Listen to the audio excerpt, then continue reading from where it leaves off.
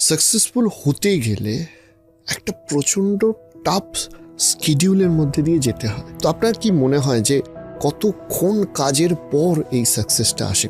সাকসেসের পিছনে না you can't count the number of hours. তুমি ক ঘন্টা দিচ্ছ, ইট ক্যানট বি ডিফাইন্ড। আজকে তুমি 6 ঘন্টা কাজ করে মনে হলো তোমার কাজ শেষ হয়ে গেছে, কিন্তু তোমার পরের দিনকে তোমাকে 13 ঘন্টা দিতে হবে। You have to give it.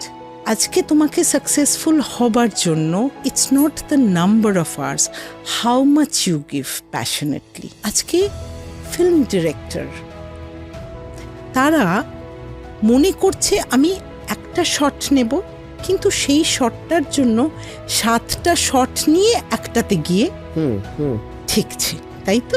Try to understand, to be a perfectionist you have to go on working on it.